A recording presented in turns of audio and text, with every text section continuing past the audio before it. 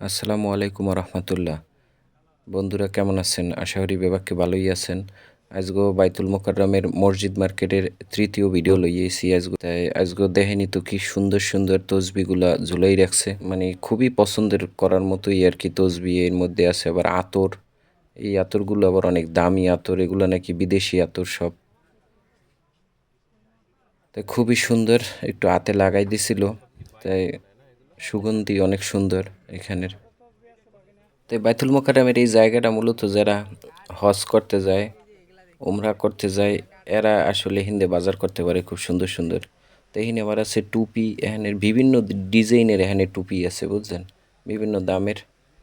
তা মুই দাম টাম জিগি না, কারণ মুই তো ওটা কিনবো না। আর এদিকে আছে মোজা, এই যে মোজাগুলা এগুলো হচ্ছে চামড়ার মোজা, এগুলো বাসায় বসেও পরা যায়, বা ওই যে নরম যে শু টু পরে না, এর মধ্যে এগুলো পরা যায়। আর এখানে হ্যান্ড গ্লোভসও আছে, এইটা আবার 1000 ইয়া তসবি আর কি বুঝছেন।